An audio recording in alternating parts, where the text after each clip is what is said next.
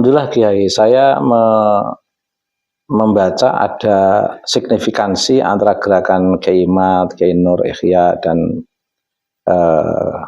Dr. Sugeng dan Prof. Manahim Ali dan kawan-kawan itu.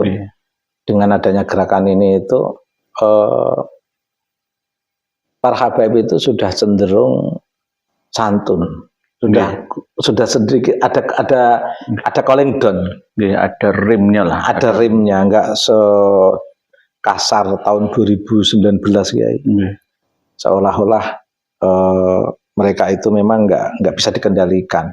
Saenake dhewe. Sekarang ini pemilu sekarang ini kan damai ya. Alhamdulillah. Alhamdulillah adanya kita ini jenengan juga suhu panas politik pilpres pilek itu bisa terimbangi dengan adanya isu kita. Bahkan ada teman-teman dosen Wali Songo Semarang itu yang ngomong, ya Allah ya Karim, dialog tentang moderasi beragama yang sudah berlangsung sekian tahun, membangun keberagaman yang sudah berlangsung sekian tahun, dengan hadirnya kelompok habaib di FPI yang begitu kasar, barbar, tidak beradab, kriminal, itu ternyata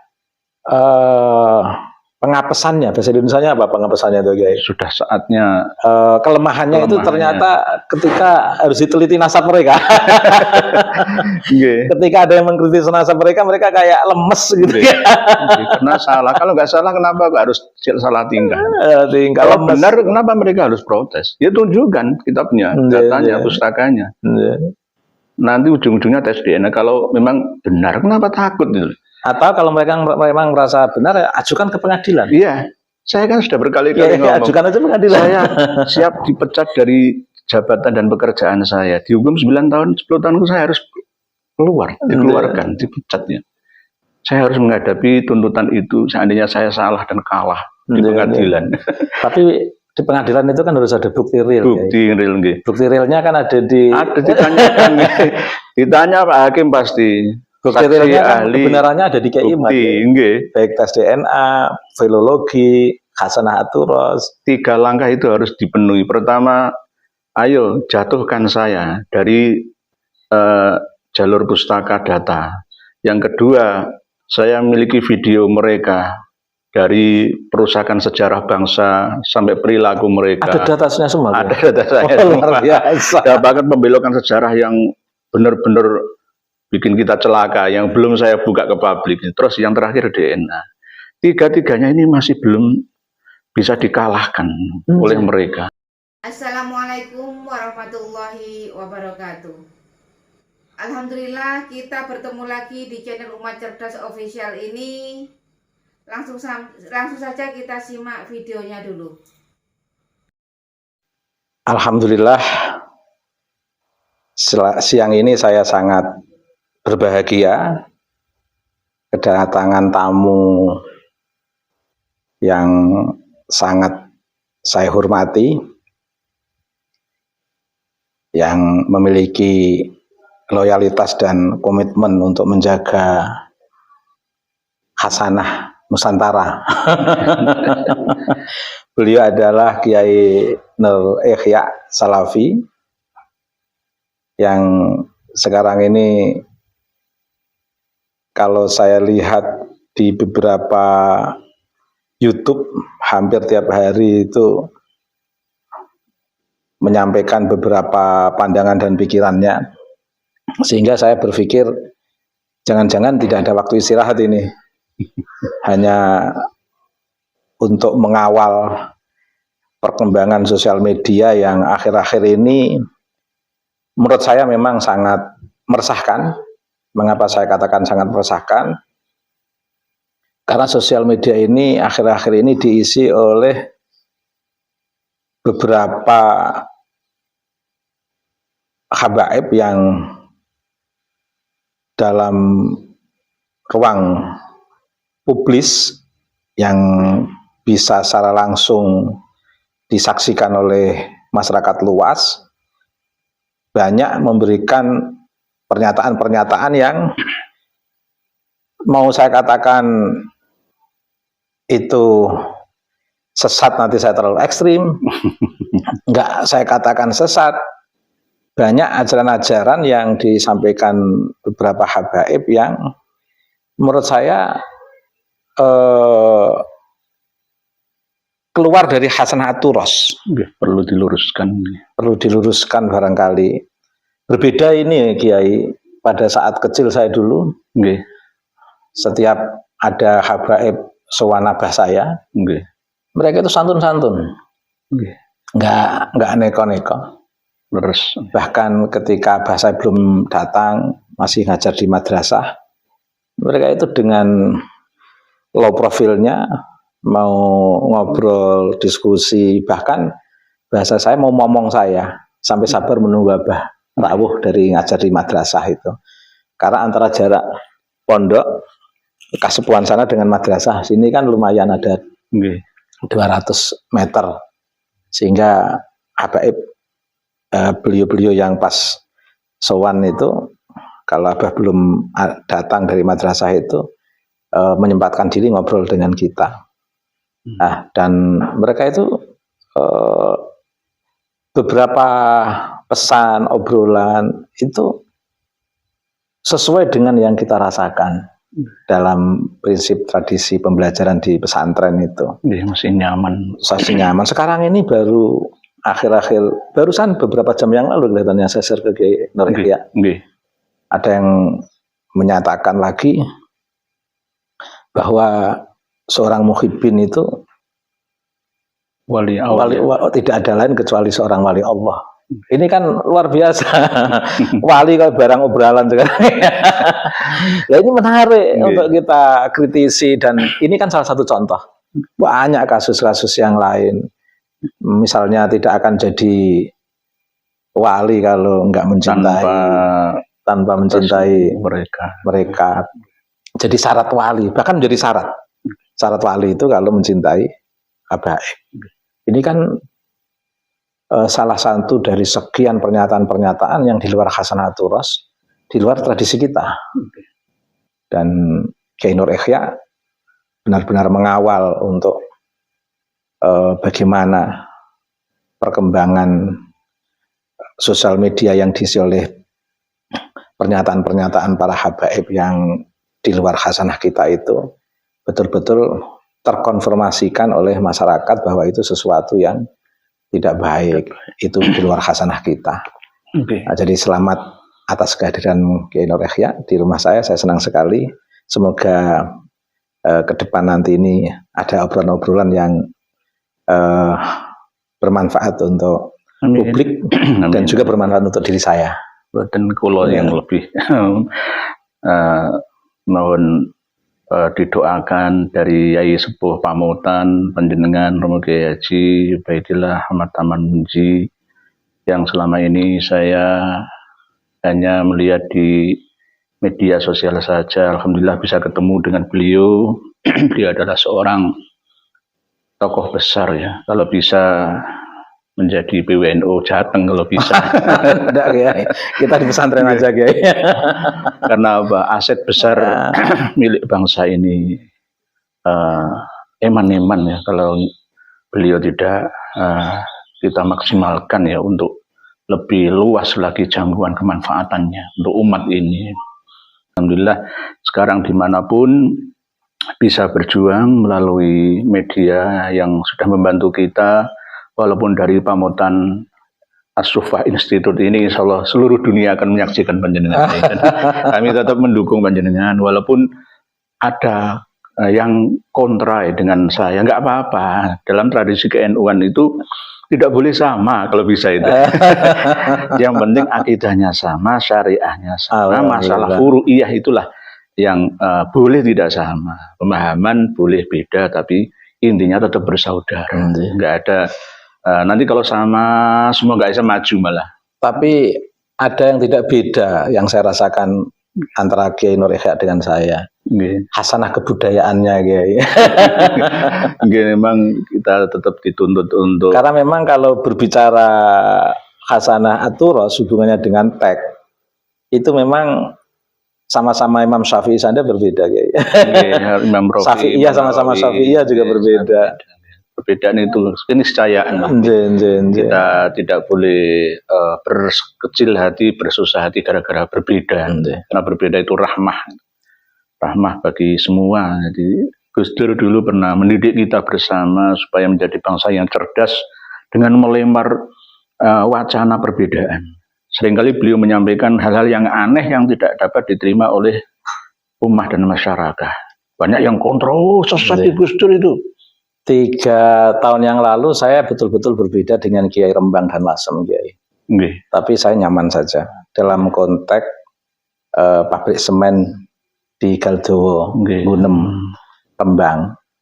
Itu dulu awal pendirian kan luar biasa, Kiai. Yang demo-demo itu. Yang demo-demo itu. Sampai jenengan ngarang buku Geger Kendeng. Iya, iya. Gimana saya nggak terharu, masyarakat Galdowo banyak yang sering ke sini, 1 truk, 2 truk, bahkan ada yang jalan kaki, ada yang naik sepeda, melaporkan permasalahan yang sedang menjadi korban high capital industry. Di antara maklar-maklar tanah itu, ada yang membeli tanah 1 hektar dengan 50 juta, 1 hektar. Kemudian terjual oleh para pemodal itu menjadi 1 M. Dan mereka kan banyak yang gelisah, Kiai. Terus jual beli tanah dengan sistem paksaan dan sebagainya. Lah, saya lahaulah untuk mendampingi mereka. Tentu banyak dari para kiai yang pada nelpon saya, Kiai sudah mendukung jenengan begini-gini. Kontra sendiri. Alasan saya cuma satu, saya ingin menjadikan santri di Rembang dari basis saya ini mengawal industri, menjaga tradisi dan mengawal industri. Kalau itu memang ada yang perlu dikawal, tapi dalam konteks tertentu kita bisa menolak kalau memang itu akan merusak ekologi dan keseimbangan kosmologi. Dari kerangka dasar pemikiran saya seperti itu, maka saya gigih. Karena alasan saya itu al-idza, bahkan sudah di Basul Masail kan, Kiai. Saya dijemput untuk ikut Basul Masail, saya nggak datang karena Basul Masail itu sudah dalam rekayasa capital settingan. Saya hanya pesen pada teman bahwa apapun keputusan Basul Masail itu, simpulannya harus membuat nggak bisa ditawar-tawar lagi bahwa industri itu adalah al-idza, menyakitkan masyarakat, karena itu akan merusak kesuburan tanah dan juga lebih-lebih masyarakat Rembang yang notabene masyarakat agamis nanti bisa menjadi ada cabai-cabean dan lain sebagainya. Karena kalau kawasan sudah didatangi industri besar itu biasanya kafe, hotel, diskotik dan lain sebagainya itu akan mulai masuk. Maka bunga-bunga berkembang akan datang. Makanya saya tetap gigih mengawal masyarakat dalam hal ini, masyarakat yang tolak industri. Alhamdulillah. Jadi saat itu saya berbeda dengan Kiai. Dikatakan macam-macam nggak apa-apa. Itu kan ciri khas panjenengan berada di pihak ummah, yang bahkan saat itu tidak kalah seremnya, Kiai. Ancaman industri, ancaman banyak ada, tapi kan tidak sampai terjadi apa-apa karena memang alhamdulillah kita dalam suaka masyarakat Rembang. Yang saya katakan serem itu Habib Lutfi memimpin para ulama untuk mengadakan sholawat yang isinya mendukung industri di Rembang. Tapi saya tetap menolak, nggak apa-apa. Berbeda tapi demi kebaikan. Rasulullah dulu perjuangannya seperti panjenengan, berada di pihak kaum lemah, membela orang cacat, fakir, miskin, duafa yang lain itu. Kalau ulama berada di pihak yang kuat, berarti misi visi warasatul anbiya itu ya berhenti berarti akhirnya begitu. Bahkan ada yang menyampaikan nelpon ke saya, Habib Lutfi sudah mendukung semen loh Gus. Saya pakai torekohnya Mbah Motomakin. Torekohnya Mbah Motomakin itu adalah bagaimana kita ini tetap dalam ruang-ruang yang selalu memberdayakan, membebaskan dan mencerahkan. Jadi Torekoh Mbah Motomaken itu Torekoh membebaskan dan mencerahkan. Ada sesuatu yang saya rasa di situ menghambat pembebasan dan pencerahan dan bahkan mengarah pada hal-hal yang merugikan masyarakat. Ya, saya akan berbicara meskipun harus berbeda dengan mainstream ulama Rembang Pamotana. Nah itu yang saya jadikan sebagai acuan, saya tiru panjenengan ini masalah perjuangan ini, karena memang warna-warni perjuangan itu harus yaitu tadi warna-warni berbeda, berbeda dari yang lainnya. Yang penting nanti tujuannya adalah untuk kemaslahatan bersama, intinya seperti itu. Sebenarnya kan ini juga begitu, Kiai. Yang saya lihat apa yang dilakukan oleh Kiai Ihya dalam mengawal Hasanah Nusantara versus para habaib. Ini sebenarnya kan ada nuansa hegemonik yang memang harus dihadapi. Para habaib ini gerakannya itu sudah sangat hegemonik. Makanya munculnya Kiai Ihya sebagai second gerakan penyeimbang, saya katakan itu penting. Kehadiran Kiai Ihya itu penting karena kiai-kiai kita itu kan banyak yang tawadhu, unggah-ungguh dan nggak mentolo husnudzon tadi mengedepankan memberatkan husnudzon. Kiai-kiai kita itu banyak yang ngalah, Kiai. Banyak yang ngalah, ya wis bahkan sampai 1 abad 100 tahun. Kiai kita itu ya ngalah. Ada nuansa-nuansa hegemonik dari habaib, tapi kan hegemoninya pada saat itu kan hegemoni melalui daya tarik sopan santun para habaib. Meskipun ada nuansa hegemoniknya, tapi kan belum terasa, Kiai. Nah sekarang ini abad 21 awal lebih nemen-nemen ya. Hegemoni mereka tampakkan dengan kekerasan verbal, dengan cacian, makian dan lain sebagainya, tidak hanya pada NU secara institusi, tapi juga kiai-kiai dikatakan, saya nggak mentolo nyebut nama-nama hewan itu.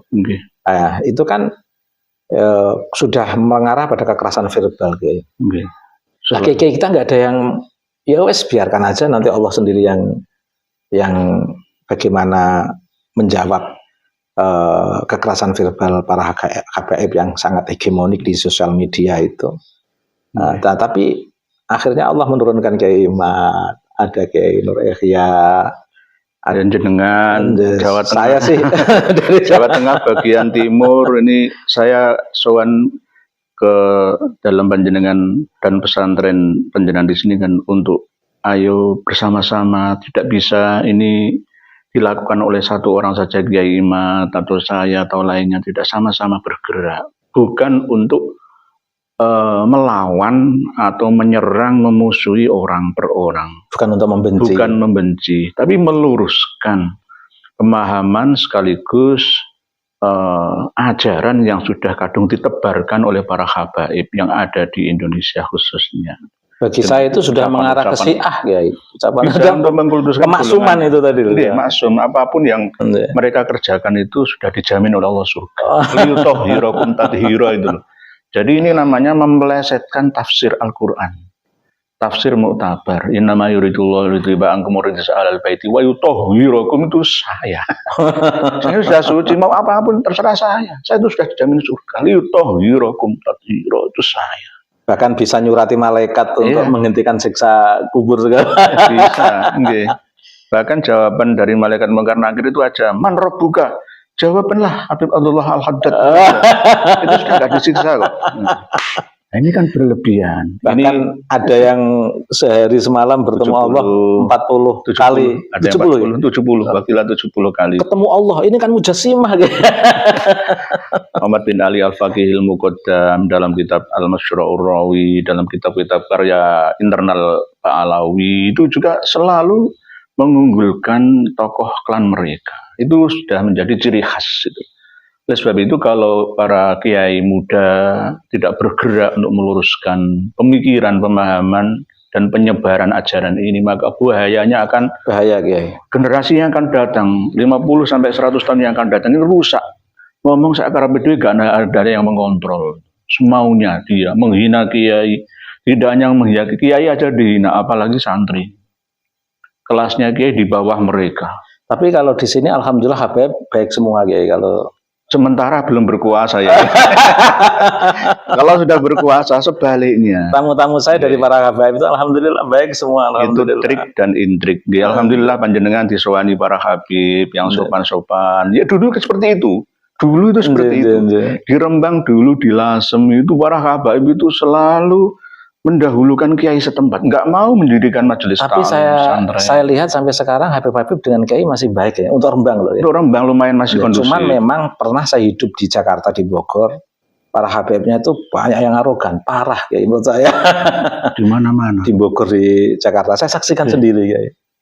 Di Indramayu, di Bandung, banyak nggak bisa disebutkan. Kalau di Rembang masih baik. Karena di sini masih digawangi oleh yai sepuh. Ada Gus Mus, ada ya banyak sekali lah kiai-kiai di Rembang ini. Singa-singa pesantren kan banyak di Rembang. Hutannya masih ada penjaga singa harimaunya sehingga mereka itu takut untuk memasukinya. Memang saya akui di Rembang baik, alhamdulillah. Tapi di lain tempat nanti jika satu kabupaten Rembang sudah dikuasai oleh salah satu Habib beserta dengan dinastinya, ya maka dengan cara sholawat bareng ayo nanti lama kelamaan peran kiai juga akan tergusur. Tapi di Rembang sendiri memang pesantren nggak ada dari Habib, masih dari zuriat-zuriat para kiai pesantren. Alhamdulillah, alhamdulillah. Itulah pentingnya panjenengan untuk ikut bergerak dalam masalah ini. Tidak ada tendensi apapun atau misalkan saya mengarahkan untuk nyoblos capres cawapres nanti malam kan debat yang terakhir saya sudah mengatakan pilihlah yang sidik amanah tabligh fatona, partai manapun apapun monggo, itu hak panjenengan semua. Jadi saya tidak mengarahkan semua untuk mendukung ini dan itu. Intinya kami ini mendukung, berjuang untuk meluruskan ajaran yang sudah kadung diselewengkan. Tapi memang saya nggak tahu Kiai, apakah karena gendablekan ya, mereka dari sisi kenasaban sudah tidak bisa mempertanggungjawabkan secara akademik, secara ilmiah modern, tes DNA, maupun secara filologi dari kajian Prof. Manahim Ali. Tetapi mereka kok tidak mengambil jalur diem, tapi malah membuat framing-framing yang kontraproduktif, malah memanasi perdebatan sosial media ini. Harusnya mereka itu kan merasa tidak memiliki argumentasi secara ilmiah dan mau berubah udah selesai sebenarnya. Tapi coak-coak mereka itu Masya Allah malah membuat framing-framing yang luar biasa. Akhirnya kan Allah menampakkan siapa diri mereka sebenarnya. Para kiai-kiai kan masalah nasab sudah selesai ya. Dari dulu dikatakan nggak zuriyah Nabi, nggak popo, nggak ada persoalan. Zuriyah Wali Songo itu tidak ada. Enggak. Bahkan nikah sembarangan, semuanya bebas, tidak ada sistem rasial dalam sistem pernikahan. Bahkan anak-anaknya ya, anak-anaknya kiai itu rata-rata disuruh sorot, tirakat, belajar agama temenanan. Jangan mengandalkan saya. Iya, bapakmu kiai, tapi kamu nanti siapa? Akhirnya Gus-gus anaknya santri itu berjuang. Bukan karena nasab, makanya masih banyak anak kiai yang pinter ngaji. Masih. Karena pendidikannya pendidikan keilmuan betul. Dia pendidikan keilmuannya benar-benar tertanam. Tapi kalau anaknya Habib beda. Oh gitu ya.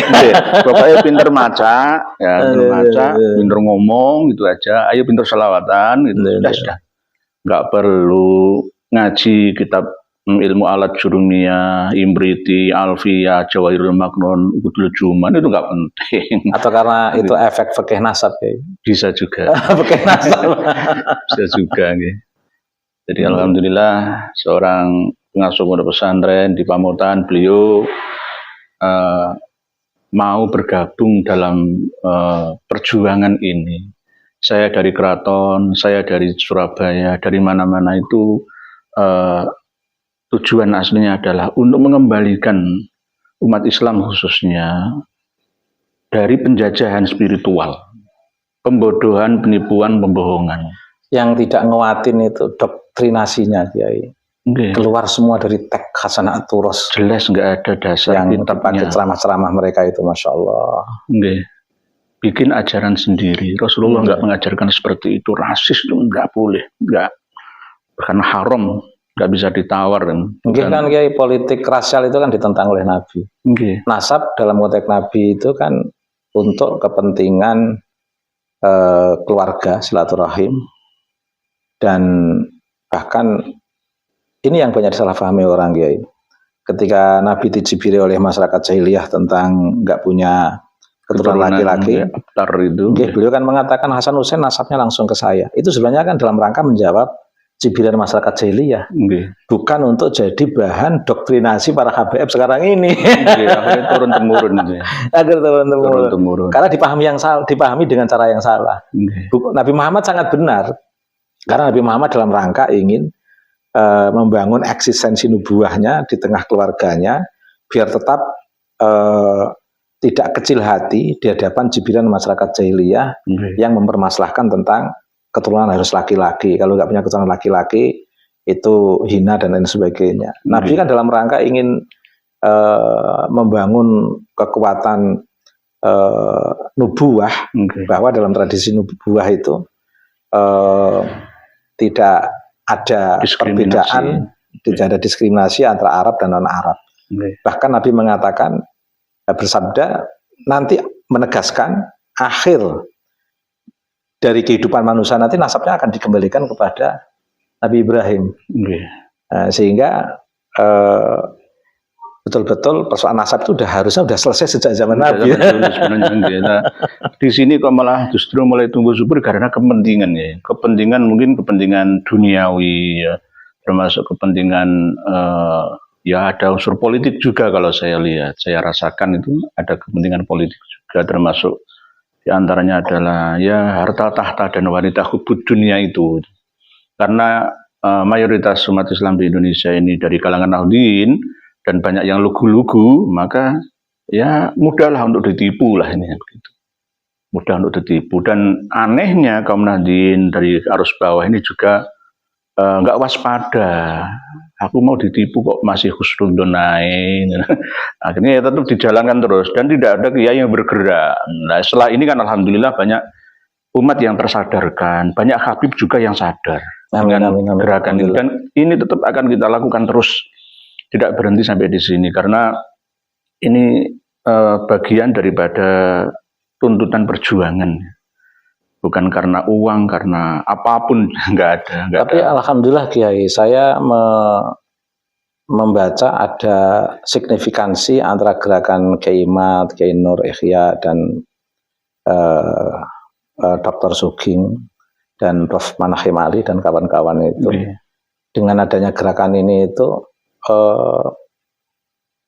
para habaib itu sudah cenderung santun. Sudah sedikit ada calling down, ada rimnya lah, ada rimnya, nggak sekasar tahun 2019 ya. Seolah-olah mereka itu memang nggak bisa dikendalikan. Saenake dhewe. Sekarang ini pemilu sekarang ini kan damai ya. Alhamdulillah. Alhamdulillah adanya kita ini jenengan juga suhu panas politik pilpres pilek itu bisa terimbangi dengan adanya isu kita. Bahkan ada teman-teman dosen Wali Songo Semarang itu yang ngomong, ya Allah ya Karim, dialog tentang moderasi beragama yang sudah berlangsung sekian tahun, membangun keberagaman yang sudah berlangsung sekian tahun, dengan hadirnya kelompok habaib di FPI yang begitu kasar, barbar, tidak beradab, kriminal, itu ternyata pengapesannya, bahasa Indonesianya apa pengapesannya itu Kiai? Sudah saatnya kelemahannya itu ternyata ketika harus diteliti nasab mereka. Ketika ada yang mengkritis nasab mereka kayak lemes gitu. Karena salah, kalau nggak salah kenapa harus salah tingkah? Kalau benar kenapa mereka harus protes? Ya tunjukkan kitabnya, datanya, pustakanya. Nanti ujung-ujungnya tes DNA. Kalau memang benar, kenapa takut gitu? Atau kalau mereka memang merasa benar, ajukan ke pengadilan. Iya, saya kan sudah berkali-kali ngomong. Ajukan aja pengadilan. Saya siap dipecat dari jabatan dan pekerjaan saya. Dihukum 9 tahun, 10 tahun saya harus keluar, dikeluarkan, dipecatnya. saya harus menghadapi tuntutan itu seandainya saya salah dan kalah di pengadilan. Tapi di pengadilan itu kan harus ada bukti real. Bukti real, nggih. Bukti realnya kan ada ditanyakan. Ditanya Pak Hakim pasti. Bukti realnya kan kebenarannya ada di Kiai Imad. Baik tes DNA, filologi, Hasanah Aturos. 3 langkah itu harus dipenuhi. Pertama, ayo jatuhkan saya dari jalur pustaka data. Yang kedua, saya memiliki video mereka dari perusahaan sejarah bangsa sampai perilaku mereka. Ada datanya semua. Ada data saya semua. Ada bahkan pembelokan sejarah yang benar-benar bikin kita celaka, yang belum saya buka ke publik. Terus yang terakhir DNA. 3-tiganya ini masih belum bisa dikalahkan oleh mereka. Padahal yang dibutuhkan di pengadilan itu, ya. Nggih. Nah, dengan diamnya mereka, para habaib itu akhirnya mereka menyewa orang-orang kita untuk melawan kita. Melawannya bukan melawan secara ilmiah, tapi dengan framing-framing. Ya, framing. Selain framing, kadang-kadang dengan kekerasan, tidak hanya verbal, tapi dengan aktual persekusi, mau mukul dan lain sebagainya, mengancam-ngancam saya. Istilahnya, ya risiko perjuangan saya harus hadapi. Jadi kalau misalkan nanti diangkat ke... Kalau saya sederhana, Kiai, kalau ada Habib kesini itu, mereka nggak pernah marah, Kiai. Paling hanya, Gus, ampun derek-derek Kiai. Karena aura jenengan itu aura kalem, ya. Beda. Aura jenengan aura pemarah, mereka akan marah. Karena aura jenengan ini aura-aura kalem. Gus, ampun derek-derek Kiai Imad. Bikin ayem, akhirnya Habibnya ikut nyetrum. Tapi manut jenengan. Cuma pesan saya jangan sampai panjenengan di bawah Habib. Itu aja. Ya sama-sama atau di atasnya. Jadi apa yang telah dipraktikkan habaib yang sowan silaturahmi ke dalam jenengan sini sudah benar. Harusnya habaib nyium tangan panjenengan. Enggak harus. Kita ini egaliter, ya. Tapi harusnya seperti Gus Dur kan begitu ya. Gus Dur itu Habib nyium tangannya Gus Dur. Kalau enggak gitu ya sejajar aja. Tapi alhamdulillah secara aksiologis kemanfaatan gerakan Kiai Imad, Kiai Nur Ikhya dan Dr. Sugeng dan Prof. Manahim Ali ini betul-betul signifikan, Kiai. Alhamdulillah. Alhamdulillah. Terasa sekali pemilu sekarang ini damai, Kiai. Banyak laporan dari daerah-daerah itu yang biasa dipalai Habib karena takut kualat. Akhirnya alhamdulillah sekarang itu sudah tersadarkan. Dan banyak habaib yang ada di satu kabupaten yang menguasai jalur spiritual satu kabupaten itu yang selama ini diperas, nggak nyaman hidupnya, selalu sedikit-sedikit iuran selawatan, iuran ini dan ini, dipala terus ngalang-ngalang pajak. Akhirnya mereka alhamdulillah terbebas, Gus, alhamdulillah Yai, dengan adanya jenengan saya berani menolak permintaan mereka. Saya harus sedekah ya ke fakir miskin duafa atau ke masjid saya yang terdekat saja. Alhamdulillah luar biasa, signifikan sekali. Makam-makam itu juga di Rembang ini ada makamnya di Alawi kan? Belum ada nggih? Ada ke Habib Burhan yang dekat Mbah. Tapi apakah benar-benar Habib dulunya? Saya nggak tahu pisahnya. Memang setahu saya sih belum pernah mendengar di situ ada makam Habib. Tapi saya nggak tahu, perlu ada riset. Jangan dulu nggih, belum. Tapi yang dibesarkan di situ bukan Habib Burhannya kok. Yang dibesarkan ini Mbah Santrennya. Mbah Santren. Nggih. Bukan tugas saya dari keraton sebagai panguri-uri budaya juga meluruskan sejarah bangsa. Ada tugas dari keraton juga? Insyaallah saya sebagai kiai resmi dari keraton Kasunanan. Jadi untuk sunan-sunan itu urusannya Kasunanan, bukan Kesultanan juga. Saya senang sekali dapat tamu dari keraton ini. Sami-sami. Keraton juga sudah berevolusi, tidak seperti dulu lagi ya. Jadi beliau hormat sowan enggak, biasa, saling menghormati satu sama lain. Begitu juga yang kami terapkan untuk masyarakat secara luas. Tapi kalau untuk santri ya nggak apa-apa kan, dalam rangka aduban, misalkan setiap pesantren salafiyah itu kan mendidik adab kepada para santriwatinya kan, memang begitu ya nggak apa-apa. Itu kan urusan internal ya, nggak masalah. Tapi untuk umum, secara umum, walaupun kita ini misalkan, saya terah bangsawan, nggak, sudah biasa, sudah membaur dengan semua. Ini yang harus ditiru oleh para habib. Jangan mengandalkan saya darah Nabi, kamu harus hormati saya. Nah, ini yang harus ditiru oleh para habib. Itu pun kalau jelas, apalagi kalau tidak jelas. Tidak jelas malah menipu kuadrat, penipuan kuadrat. Jadi kalau ekstrimnya itu kadzab murakkab itu. Dajjalun kadzabun itu bisa berasal dari semua orang, ya bisa dari kiai, bisa dari habib gitu. Jadi intinya alhamdulillah umat masyarakat kita sudah tercerdas sekarang, tercerahkan gitu. Tapi tetap kita harus berjuang terus untuk mengulang-ulang ini, karena dari kalangan kita sendiri ini juga diperalat oleh para habib untuk menyerang kita. Seperti misalkan statement dari Kiai Haji Idrus Romli yang terbaru, hanya dengan menggunakan kitab Tobaqatul Khawas Al-Sidqi wal Ikhlas saja sudah bisa mengisbat nasab Alawi. Bagi orang awam kan, padahal itu bukan kitab isbat loh. Bukan. Itu kan kitab yang memberikan apresiasi kepada para tokoh-tokoh. Dan dia tidak sampai menelusuri ke masalah. Sifatnya apresiasi aja, mencatat, apresiasi aja, mereportase. Jadi ketokohannya yang publis pada saat itu, sebagai seorang ulama, sebagai seorang zuhud, bukan latar belakang kenasabannya. Jadi memang benar Kiai Haji Idrus Romli itu harus memahami, jangan hanya baca, ini baru kelas baca. Jadi Kiai Haji Madudin Usman itu bilang bahwa Kiai Haji Idrus Romli itu masih kelas baca, ya nggak apa-apa, teruskan saja bacanya. Kalau dalam diskursus ilmu kalam, Kiai Idrus Romli belum ketahuan kelemahannya. Mengapa? Karena ilmu kalam sama-sama masih dalam tataran abstrak, ya. Tapi kalau sudah dalam konteks ilmu sejarah, itu Kiai Idrus Romli nampak lemah sekali dalam konteks ini, karena ilmu sejarah itu kan ilmu yang empiris, ilmu yang kasat mata, ilmu yang betul-betul terukur. Jadi kalau beliau dalam konteks diskursus nasab ini yang beliau paparkan dari sumber yang seperti itu kan menunjukkan kelemahan beliau. Kitabnya bagus, tapi penggunaan kitab yang ingin dijadikan legitimasi oleh Kiai Idrus Romli itu tidak tepat. Jadi kita tidak menyalahkan kitabnya bagus. Tapi cara mencari legitimasinya itu tidak akademis Kiai Idrus Romli. Itu pun sebenarnya kan ya abad 9 sih. Kalau kita apalagi begitu. 893. Juga sembung, jadi nggak nyambung gitu. Hampir muasir sezaman dengan Habib Ali bin Abu Bakar As-Sakron As-Segaf Jadi nggak nyambung lah itu. Hidupnya Imam Ahmad Al-Abah itu tahun berapa, abad berapa. Itu ada teman yang nelpon saya, Kiai Idrus Romli itu setahu saya alim loh, Gus, cerdas loh, Gus. Di bidangnya ya.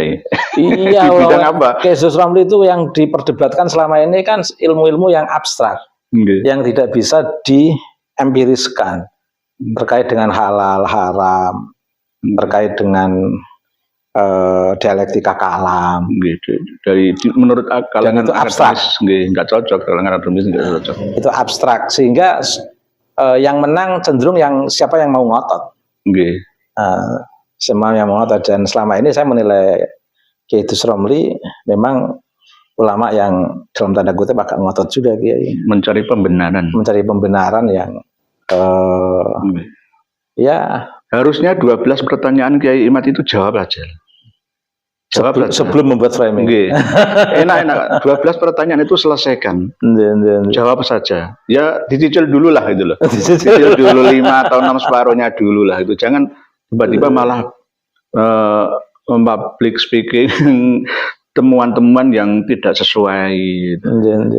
Tobaqatul Khawas itu kita sudah punya manuskripnya.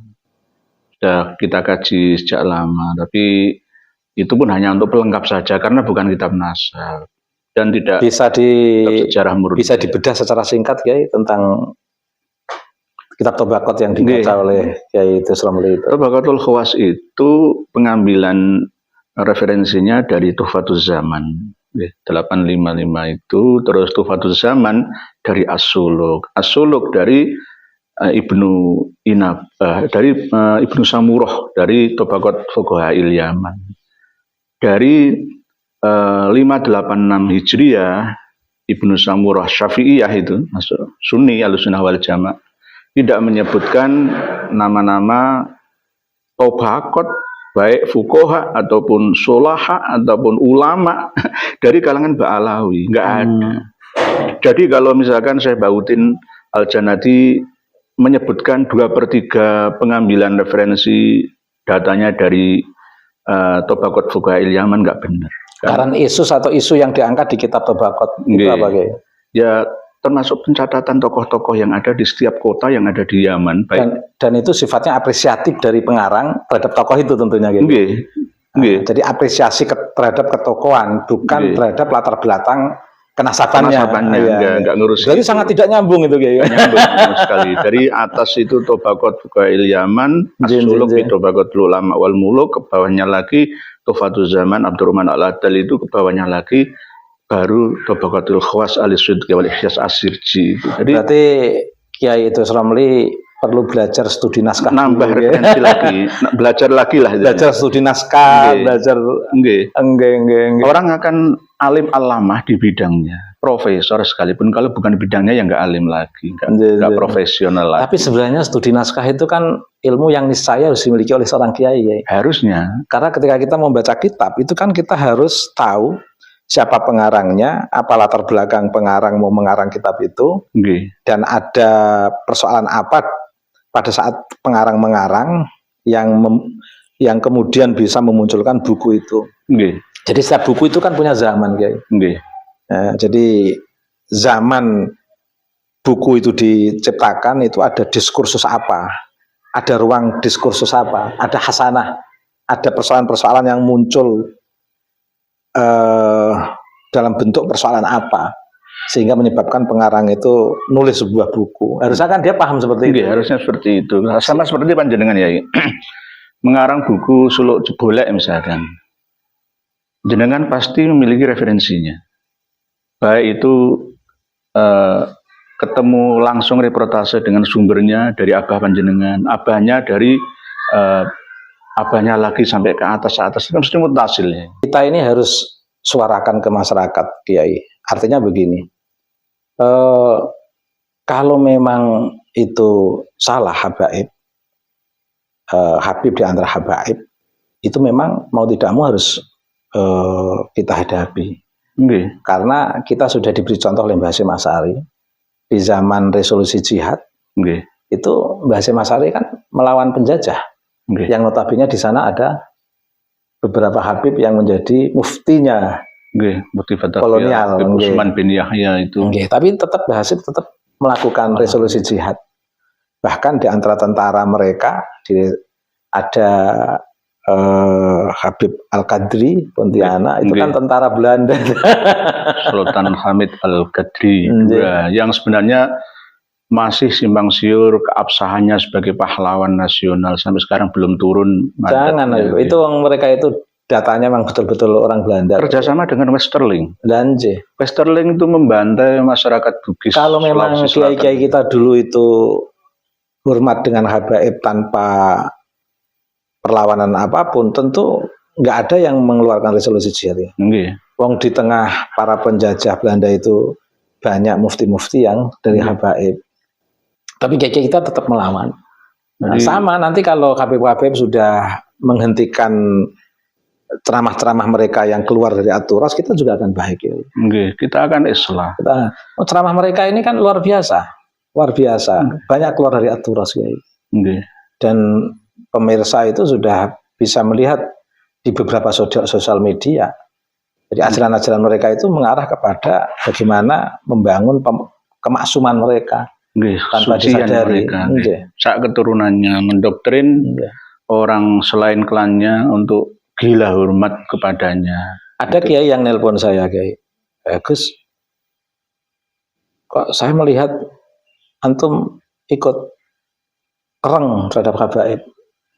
Mereka itu sudah ajarannya itu sudah betul-betul mengkhawatirkan, mendistorsi hasanah aturas kita, hasanah pesantren kita, dan mengarah kepada bagaimana membuat suasana kehadiran mereka itu sebagai sosok yang maksum, bahkan tidak bisa menjadi wali kalau tanpa stempel izin. Terus tapi itu saya kadang-kadang setuju ya. Jadi mukhibin untuk jadi wali itu kan. Saya setuju dengan Kiai Haji Madudin Utsman, la ya'riful wali illallah saja. Jangan la ya'riful wali illal wali. Nanti Jadi Stempel wali dalam mereka. konteks ini Allah. Waliullah, Nggih. jadi harus Allah. Harus Allah. Kalau wali kota, ya silakan saja dari sama wali kota atau bupati. Itu atau kelihatannya bisa gubernur. dibuka di Fathul Bari, Kiai. Fathul Bari, nggih. Nggih. Nggih, insyaallah. Jadi Kita akan buka lagi. la yariful wali ilal wali, yang dimaksud ya Allah. Nggih. Allah. Al-wali, nggih. Al wali Allahul adalah waliyu. Allah di Nggih. situ. Nggih, jadi kadang-kadang kan pemaknaannya itu diseret. Berarti kalau Habib Lutfi itu wali, berarti yang bisa mengangkat wali Habib Lutfi. Bahkan kewalian, misalnya Kiai Nur Ihya seorang wali, itu sendiri nggak akan tahu. Nggak tahu kalau Kewaliannya dia itu sendiri aja seorang orang itu wali. nggak tahu. Nggih, sama seperti Imam Mahdi sebenarnya. Nggih. Imam Mahdi itu tidak tahu kalau dia itu sendiri seorang Imam Mahdi. Nggih. Gitu. Karena kalau ketahuan ya dia malah akan terlihat kelemahannya. Nggih. Jadi sebenarnya orang itu kan nggak tahu apakah ini kasih Allah atau tidak, sebenarnya nggak tahu sebenarnya. Tapi kalau saya ini wali santri, wali murid ya semualah. Belum jadi wali kota tapi wali santri. Mbah Mustafa sendiri juga sih begitu kayak dawahnya Gusmus. Nggih, alhamdulillah. Jadi la yariful wali ilal wali itu yang dimaksud adalah Allah. Allahul wali al-waliyu. Nggih. Mbah Mus juga sering menyampaikan. Nggih, harus begitu. Nanti kalau nggak gitu, ya ini diplesetkan lagi. Dilegitimasi. Stempel wali itu dari Habib Alawi. Sejak dulu wali Songo aja ya kan yo Al-Faqih Muqaddam. Padahal yai kalau kita baca kitab karya internal mereka itu ya sebenarnya nggak layak lah untuk diamalkan lah ya. Sana aneh-aneh lah, misalkan Mi'raj 70 kali dalam satu malam. Subhanallah, subhanallah. Ya, kan Nabi aja bisa kalah kok ya. Sampai dengan Muhammad bin Ali melihat Allah sampai 40 kali. Ada lagi yang paling ini kadang-kadang masih belum bisa dipahami oleh semua tentang Ali bin Alwi Khalid Qisam atau Qasam. Itu yang katanya pada setiap kali sholat di akhirnya pas tahiyat itu Assalamualaikum ayyuhan nabiyyu wa rahmatullahi wabarakatuh. Diulang-ulang terus sampai Kanjeng Nabi benar-benar rawuh bersuara menjawab salamnya Ali bin Alwi. Berarti sholatnya bukan karena Allah itu kayak. Ya mungkin. Jadi kalau kasus seperti ini saya kembalikan. Berarti kan sudah keluar dari niat sholat itu. Ya, bisa juga. Karena lirikannya sudah orang lain. Ingin bercengkrama dengan Nabi. Assalamualaikum ya Syekh Alwi bin Ali bin Alwi Al-Alawi. Kita sholat berpikir apakah ini saya batalkan atau tidak, ya itu sudah batal ya sholat. Berarti niat nggak sholat. Nggak sholat sudah. Saya batalkan atau tidak, saya teruskan tidak, itu udah nggak. Badal niat sholat itu tafbidun niat minal awal ilal akhir. Kalau menunggu kan berarti sudah keluar dari sholat. Menunggu untuk dialog sama orang kan berarti sudah keluar dari sholat. Jadi itu yang kadang-kadang nanti suatu saat akan kami sampaikan. At-tahiyatul mubarakatus salawat thayyibatullah assalamualaikum. Assalamualaikum. Assalamualaikum. Diulang-ulang terus. Baru ketika Rasulullah jawab waalaikumsalam ya Syekh Ali bin Alwi Ba'alawi. Berarti Kanjeng Nabi rawuh dalam setiap sholat. Dan itu dibukukan dalam kitab-kitabnya. Mulai dari kitab Al-Jawharus Syafah sampai kitab Al-Burqa Al-Musyifa. Bahkan ulamanya, Habibnya yang menjadi aktor itu mungkin nggak tahu. Kemungkinan juga bisa. Ini kan pengarang-pengarang berikutnya. Era-era berikutnya juga bisa. Ataukah memang dibesar-besarkan atau ada faktanya. Kalau kami lihat dari struktur kemasifan pencatatan sejarah atau peristiwa jawaban dari Rasulullah itu kelihatannya kok ya memang dari kalangan mereka sendiri memang begitu karakteristiknya itu. Padahal kalau kita saya malah lebih condong ya tahiyat itu dirubah saja. Berdasarkan apa? Riwayat dari Imam Bukhari. Assalamu alaika ayyuhan nabi itu dirubah Assalamu ala nabi warahmatullahi wabarakatuh karena Rasulullah sudah tiada. Ini kan ada 3 sih redaksi sholawat yang paling terkenal. Kalau saya terus terang nggak berani ya, ikut aja saya. Nggak apa-apa. Ini kan aneh gitu. Cuman yang saya persoalkan itu tadi sholat harus menunggu salam dijawab. Ini kan sudah keluar dari sholat sebenarnya. Bisa seperti itu. Saya pernah membahas itu ya tentang redaksi 3 sholawat. Yang biasa kita baca ini kan bukan sholawat, tahiyat, tasyahud. Itu kan yang sering kita baca itu berasal dari redaksi riwayat Imam Ibnu Abbas. Terus yang riwayat Ibnu Umar itu beda lagi. Riwayat Ibnu Mas'ud beda lagi. Nah, yang Ibnu Mas'ud inilah yang dicantumkan oleh Imam Bukhari bahwa ketika Assalamu alaika ayyuhan nabiyyu wa rahmatullahi wabarakatuh itu pas pada waktu Rasulullah masih hidup. Lah, walamma kubido kulna assalamu ala nabi. Jadi ada riwayat dan sahih ini. Tapi kita nggak berani, saya tetap masih assalamualaikum ya nabi tetap masih. Tapi ada alternatif seperti itu, dan ini diunggulkan oleh Imam Al-Albani. Nanti saya Wahabi lagi di ini hadis Rasulullah sendiri, Imam Ibnu Mas'ud, Abdullah Ibnu Mas'ud. Nanti kita buka sendiri lagi di Sahih Bukhari. Kalau yang penting, bagaimana tradisi tahiyat menunggu jawaban dari Nabi itu tidak menjadi pembenaran untuk masyarakat. Mohon maaf, saya tidak ingin merubahnya, enggak, cuma wacana. Kalau seperti itu akhirnya kan malah justru Kanjeng Nabi itu berada di depan saya. Assalamualaikum. Kan mukhotob ketika saya bertemu dengan assalamualaikum. Tetapi kalau saya berada di Surabaya jauh dari jenengan, assalamu alaihi jenengan. Rasulullah walamma kubido kulna assalamu ala nabi wa rahmatullahi. Sebenarnya dari filosofi dari itu sebenarnya kan itu kan salam Allah untuk Nabi Muhammad ketika Mas Mi'raj dialog itu ada riwayat seperti itu. Terus kemudian Nabi menjawab assalamu alaina wa ala ibadillah sholihin. Ada yang meriwayatkan seperti itu. Bahasa kasarnya itu, ampun kula mawon Gusti, jangan hanya saya, untuk yang lain juga. Sehingga Nabi menjawab assalamu alaina wa ala ibadillah sholihin. Itu yang dipakai oleh sahabat Umar bin Khattab, dan itu yang saya ajarankan ke beberapa santri. Saya juga begitu, assalamu alaika ayyuhan nabiyyu. Itu ucapan, artinya itu adalah ucapan Allah untuk Nabi. Pas dialog dalam itu, dialog itu, dialog batin. Dan saya ketika sholat membaca itu terasa indah sekali, karena saya bersyukur punya kesempatan untuk bisa mengulang kisah dialektika Nabi dengan Allah. Terlepas bila kaifalah dalam dialog itu. Saya tidak bisa menerjemahkan kayak teman orang-orang kayak Habib itu. Sampai dialog dengan Allah 40 kali. 70 malah. 70 ya. 70. Bahkan ya tidak hanya itu.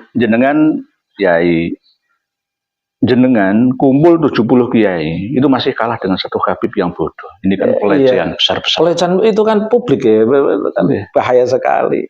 Jadi kiai 70 banding 1. Ya kalau satu Habib alim itu ya untuk pantas. Habib bodoh sekalipun itu lebih mulia daripada jubah kita, daripada kita. Telapak kaki Habib lebih mulia daripada. Itu ajaran siapa? Ajaran apa? Habis ya. Jadi ini mungkin yang dapat kita diskusikan. Terima kasih. Intinya saya datang ke pesantren panjenengan di sini untuk minta pangestu, restu dari panjenengan sebagai sesepuh Pamotan, Rembang dan Jawa Tengah pada umumnya. Saya masih anak-anak. Saya usul nanti mungkin di pemilihan kepengurusan NU yang akan datang jenengan ikut-ikut. Saya akan ngawal NU dimanapun ya, entah di struktural maupun di kultural. Alhamdulillah kalau bisa masuk ke jajaran pengurusan PBNU. Saya dulu di PBNU pernah ini jadi sekretaris Lakpesdam Jawa Tengah. Oh, Lakpesdam. Bendahara LKKNU Jawa Tengah. Alhamdulillah. Di PBNU pernah di Lazisnu sekretaris, sama di Dewan Masjid bagian luar negeri dulu. Bagian luar negeri. PBNU waktu saya di Jakarta. Tapi setelah di rumah ada pesantren, kelihatannya kok ingin optimal di pesantren. Ada sisa kegiatan di kampus untuk biar tidak terserabut dari akademik. Biar pikiran saya tetap akademik ya. Alhamdulillah. Sehingga tahu perkembangan keilmuan Kiai Idrus Romli ternyata tidak seserius yang dibayangkan banyak orang. Tapi udah nggak ada ya. Tidak sesuai kenyataan. Tadi terima kasih atas sambutan panjenengan Yai. Alhamdulillah. Saya hanya bisa meninggalkan doa. Semoga santri-santri benar-benar menjadi tempat ini menjadi mamba'us sholihin wassolihat, tempat tumbuhnya orang-orang saleh dan orang-orang salihah. Amin. Begitu juga khususon untuk panjenengan keluarga diberikan sihah wal afiyah, panjang umurnya, rezeki yang melimpah berkah untuk bekal dakwah dan ibadah. Amin. Begitu juga duriyah panjenengan menjadi duriyah yang thayyibah, sholih dan sholihah. Amin. Demikian, terima kasih atas kesempatan dan waktunya panjenengan menyambut kami. Ciri dari Nuriyah Walia. Saya lihat ada pada diri panjenengan ini. Ya Rob. Jadi intinya anggaplah saya ini sebagai santri jenengan. Santri yang saya memberi semangat pada santri-santri yang ada di sini. Tirulah beliau dalam hal keilmuan dan wawasan ya. Semakin luas beliau, tidak hanya salafiyah saja, tapi juga modern, moderat, visioner seperti Romo Haji Hasyim Asy'ari yang visioner, revolusioner juga. Terima kasih, matur suwun. Jazakallah khairan. Amin, amin, amin. Terima kasih, Kiai. Alhamdulillah. Alhamdulillah rakyat Indonesia sudah banyak yang sadar. Terus semangat dalam perjuangan ini, karena ini adalah kewajiban kita bersama, dan terus waspada propaganda mereka, kaum Ba'alawi yang mengaku-ngaku sebagai cucu Nabi Muhammad SAW. Hal itu dilakukan oleh mereka agar memuluskan misi. Sekarang mereka semakin terpojok karena fakta bahwa rakyat Indonesia sudah banyak yang sadar dari tingkah laku mereka, meskipun masih ada juga muhibin dungu. Tapi intinya mereka semakin sempit ruang untuk dawer duit rakyat. Cukup sekian dulu, sampai jumpa di video selanjutnya. Akhir kata, wassalamualaikum warahmatullahi wabarakatuh.